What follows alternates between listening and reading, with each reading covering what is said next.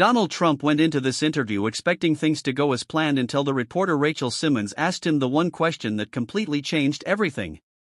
What happened next? Nobody anticipated it. Before the first question was even asked, the intense studio lights reflected the tension on the sleek glass table. Rachel Simmons, a seasoned journalist who was well known for her sharp, direct style, sat poised with her legs crossed and one hand on her stack of neatly arranged notes. Across from her, Donald Trump, dressed in a dark suit and his signature red tie, leaned back slightly in his chair, radiating his usual confidence. This wasn't his first tough interview. He had weathered countless journalists, deflected attacks, turned scandals into sound bites. However, something was different tonight. The network had promoted this interview heavily, teasing a bold discussion on the current state of the country. The audience, both in the studio and at home, expected fireworks. Still, no one, not even Trump himself, knew just how explosive the night would become. Rachel adjusted her mic, cleared her throat, and began. Mr. President, let's begin with the issue that everyone is thinking about. Trump cut in smoothly, a small smirk playing on his lips. Rachel, everybody, hurry up. I have a lot of conversations. I don't think this is what they're talking about. There were a few giggles from the control room. He was already using the room to his advantage. Rachel anticipated it. She barely blinked before steering the conversation back. We'll let the audience decide that. Let's talk about leadership, the difficulties this nation faces, and how your administration. Trump waved a hand dismissively. We have performed exceedingly well, probably exceedingly well. You recognize it. The people know it. Even though they don't always want to admit it, they are aware. Rachel nodded, jotting something down, not because she needed notes, but to keep him talking. Put him at ease. Let him think this was just another routine sit-down. She then slightly leant forward. You've built your brand on strength, Mr. The idea that you always have control, President. But what happens when that control starts to slip? Trump's eyes flickered for a split second, but his smirk persisted. Rachel, that is an extremely rude inquiry. I believe you would excel at CNN. The usual farce, laughter, a few heads shaking in the background. Rachel, however, was not laughing. She flipped a page, tapped her pen against the desk, and slightly lowered her voice to alter the atmosphere. Let's talk about your personal life. Trump's posture slightly changes as he remains silent. Particularly, your marriage. The chuckle that was hidden behind the smirk did not completely disappear. Before Rachel even saw the change, she felt it. This time, Trump's response came a little later. Oh, here we go. Another fake news hit piece. Do you guys never give up? Rachel didn't blink. I think the public deserves to know what's real and what isn't. Would you not concur? Trump leant forward and tapped the desk with his finger. I concur with Rachel that the media is fixated on me. It has been that way for a long time. You people have no concern for the economy. Care nothing about the border. No. You're interested in gossip. It's pathetic. Rachel didn't move, didn't react, didn't let him control the rhythm. She flipped yet another page with a neutral expression and a steady voice. Then let's clarify the facts. Have issues arisen in your marriage? Trump scoffed, shaking his head. That is a question of what kind? Are you asking Biden these questions? I don't believe so. Rachel exhaled through her nose like a fighter, calculating the next punch.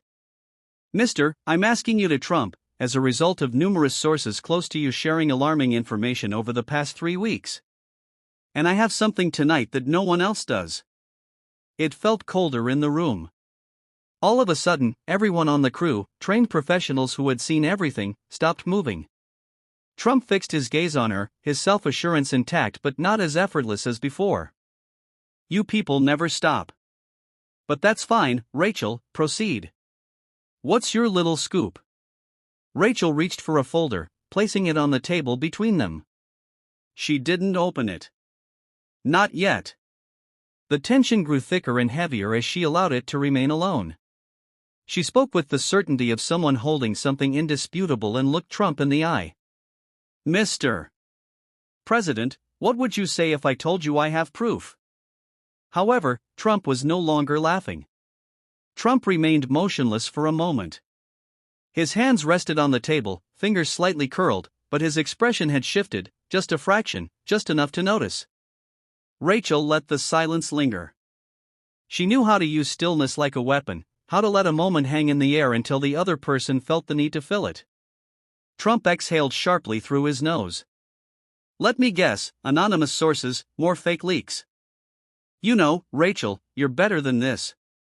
People used to respect you. Rachel made a head turn. According to me, telling the truth earns respect. Wouldn't you agree? Trump scoffed. Oh, please. The truth does not matter to you media types. You care about ratings. Rachel kept her gaze steady. Then slowly she reached for the folder in front of her. She did not immediately open it. She just placed a single hand on top of it, letting the weight of its contents do the work. Let's talk about February 14th at Mar-a-Lago. The room stilled. Even the control room, which typically buzzed with low-key conversation and direction, was silent. Trump blinked once, twice. He then folded his arms across his chest and leaned back. Oh, now we're making updates? Rachel, go ahead. Tell me what you say I did. The folder was opened by Rachel. The pages inside were crisp, freshly printed. She lifted one of them, glancing at it briefly before setting it face up on the table. A snapshot. It wasn't grainy, wasn't tabloid trash. It was sharp, professional. A still taken from surveillance footage. Trump didn't look at it right away, but Rachel watched his jaw shift slightly. Merely a twitch. He forced himself back into his usual bravado with just a muscle tension. I meet a lot of people, you know. Numerous thousands of people give me handshakes. If you want to transform this into something. The image was moved forward by Rachel. Mister, it's not just a handshake. Trump. A private gathering, a very particular one. In Mar-a-Lago's restricted area. Late into the night. With a woman who wasn't your wife. Trump's face remained the same. Not outwardly, but something behind his eyes flickered. Merely for a moment. Rachel, you're making yourself look bad. She brushed it off. Mister, this woman Trump. Do you say you don't know her? Trump gave the picture one last glance. Just for a brief moment. Then he sat back, smirking. This is pitiful. No one has faith in the media for this reason. You think you can spin an entire scandal by taking a picture of me standing next to someone? Give me some space. Rachel didn't react. She flipped another page. A second picture. This time, a more intimate angle. A discussion. Despite having her face partially obscured, the woman's body language was clear. Intimate. Familiar. Trump tapped the desk with his fingers. A steady, slow beat. Rachel placed another document beside the images. Text messages. Between a member of your staff and her. Setting up the meeting.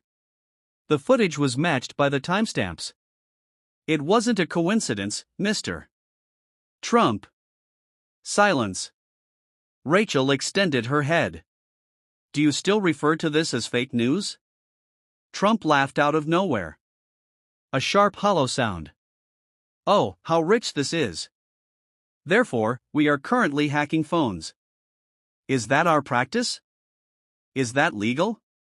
Are you going to tell me you got this evidence fair and square? Rachel allowed the accusation to linger. She was aware of his actions. Redirecting the attack. Making the investigation itself the villain instead of the facts being uncovered. She tapped the page with one manicured nail. It was never hacked. A former aide voluntarily provided it. A member of your own social circle. Someone who realized what was going on and came to the conclusion that honesty was more important than loyalty. Trump's smile didn't fade, but it changed. The amusement was forced as the edges got tighter. "Oh, I now understand. It's a great job. You people want to make me into a spectacle. You want to make Watergate out of a couple of blurry photos. Rachel, you're pathetic." Rachel did not even blink. She turned the page one last time. A final document. She slid it across the table without a word. Trump paused for a brief moment. He then cast a glance down. And for the first time that night, the smirk disappeared completely.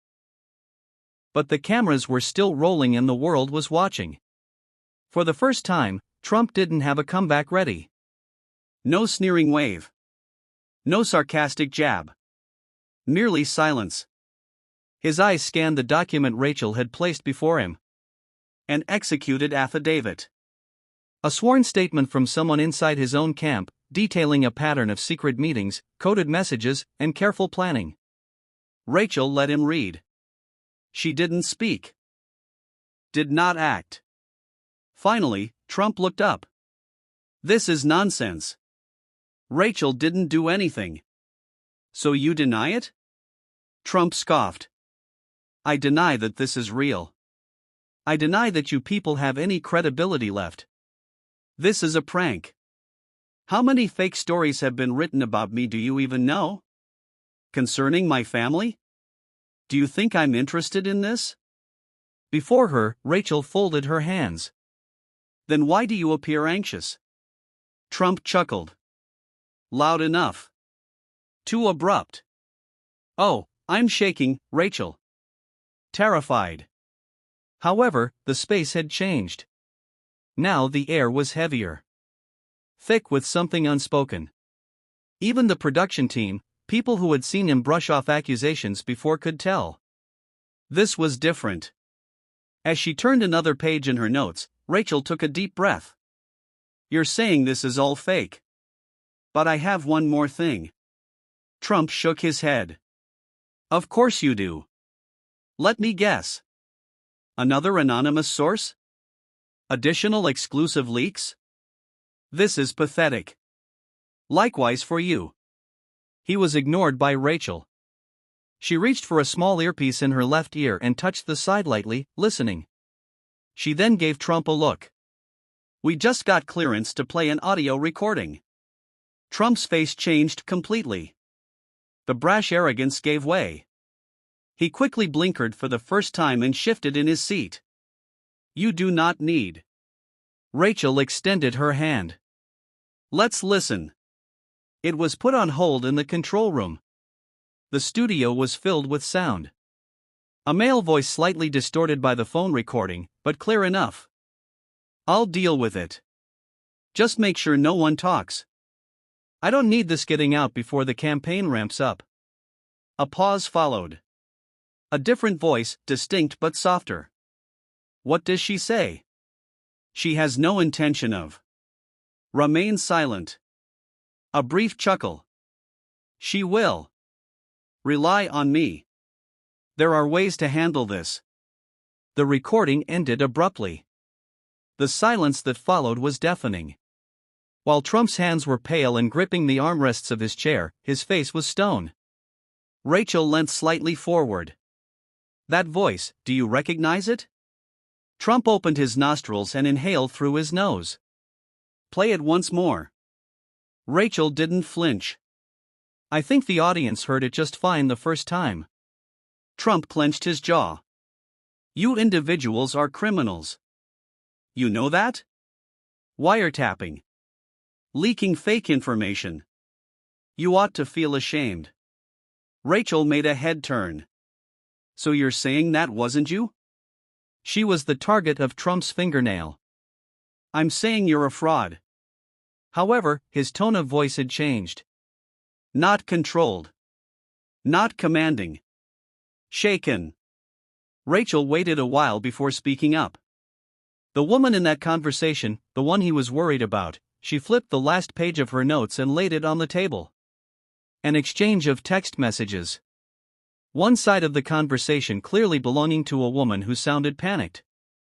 I'm not sure if I can accomplish this. If they find out I talked, I'm done. He told me I'd regret it. The response from the other person. It's too late. The story has ended. Stay in a secure location. Trump's hands hit the table hard. This is a setup. The studio went flying. Even Rachel, who had been ice calm this entire time, blinked once at the sudden outburst. Trump pointed a finger at her as he leant forward, his face now red. You think you can come here and throw this garbage at me? You think I don't see what you're doing? You individuals are ill. Disgusting. This is why no one trusts you. Rachel didn't lean back. Did not respond to his abrasiveness. She remained in her current location. If all of this is a hoax, Mr. Trump, then why are you so angry? Trump's breathing was heavy, shoulders tense. He turned his attention to the control panel, the cameras, and the producers, all of whom were too afraid to cut the feed. Rachel folded her hands together, her voice calm, almost soothing. You walked in here expecting the usual political talk, but this isn't about policies. This does not involve party lines. This is about the truth. Trump shook his head, laughing bitterly. You think you understand the situation? You have no knowledge at all. Rachel did not even blink. Then inform us right away. What do we not know? Everyone who was watching could see that this was no longer just another interview because Trump did not respond. This was a much larger issue. The silence in the studio stretched, tense, suffocating, unnatural. Trump looked cornered for the first time in his long career as the media manager, not by rumors or political opponents, but by something he couldn't dismiss with a joke or a handshake. Facts. Rachel waited, watching him closely, carefully. The way his fingers tapped against the desk now, not in confidence, but in irritation. The way his eyes darted toward the producers, as if willing them to cut the broadcast. However, the cameras kept moving. Trump gave a sharp exhale. You think you're smart, right? You believe you have a big gotcha moment? Rachel, allow me to tell you something. People like you disgust me. You sit there pretending to be all high and mighty, but you're nothing but a snake. Rachel remained completely still. A snake, she said again. Trump pointed at her, his finger jabbing the air. That's correct, a deceiver. You think you can sit there and interrogate me like I'm some criminal? Let me tell you something, sweetheart. I've built more in my life than you could ever dream of. And you're just another puppet for fake news. Rachel tilted her head slightly. Why are you so upset, if all of this is a hoax? Trump laughed abruptly, forcefully, with no humor. Oh, that's rich. That's real cute. You sit here with your little folder, your little pile of evidence, and you think that makes you powerful? Rachel stayed silent. Trump's voice rose. I've dealt with your kind before. Smug, self-righteous, desperate for attention. You don't care about the truth. You just want to take me down. You all do. Rachel's expression didn't change. Then answer the question. Trump slammed his hand into the table. The entire studio flinched. I don't have to answer anything. The speakers boomed his voice louder than it had been all night through. The crew visibly stiffened, eyes wide, unsure if they should step in. Rachel didn't react. Trump leaned forward, his face red now, his breathing heavier. You individuals lack shame. What are you doing by making fun of my name and attacking my family? Clicks, ratings. You ought to feel bad about yourself. Rachel calmly turned a page in her notes. Why hasn't your wife defended you? If this is about your family, why not? Trump looked up. Rachel kept going, her voice remaining constant. Since these rumors began, Melania has not made any public statements. There was not even a denial, tweet, or interview. What's going on? Trump's expression darkened. Rachel kept going. Is it because she is aware of the facts? Trump clenched his jaw. He looked down at the table for a split second, but it was enough. Enough for millions of viewers watching to see what Rachel saw. Doubt. He wasn't angry because this was a lie. He was angry because he had lost control of the story. He shook his head. This is a disgrace. Rachel nodded slowly. Maybe, but whose disgrace is it, Mr. Trump? When Trump looked at her, he really looked at her, he lost all bravado for a split second.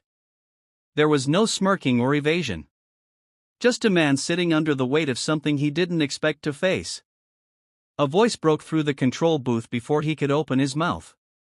We need to go to break. Do it now. The producers were panicking. This was not planned. This wasn't controlled. This was unraveling right now. Trump abruptly exhaled as he sat back in his chair. Yes, proceed to break. Do it now. The display went black. The interview came to an end in a flash. But the harm had already been done, and no one was going to look away. The internet went bonfire as soon as the screen went black. Twitter, Facebook, YouTube, every platform exploded at once. Millions had watched the interview live, but now clips were spreading like wildfire. A snippet of Trump slamming the table for 20 seconds. In an hour, there are 3 million views. A 10-second cut of him demanding a break. Trending #1 worldwide. A super cut of Rachel's unflinching stare. A meme prior to the broadcast's conclusion. Before Trump's team could even attempt to repair damage, had Trump meltdown become a trend? It wasn't just social media, though. Cable news jumped on the moment instantly. CNN called it the most unhinged interview of Trump's career. Fox News labeled it a left-wing media ambush. MSNBC ran it as Trump finally loses control on live TV. Even though everyone was aware that it was historic, no one could agree on what had occurred.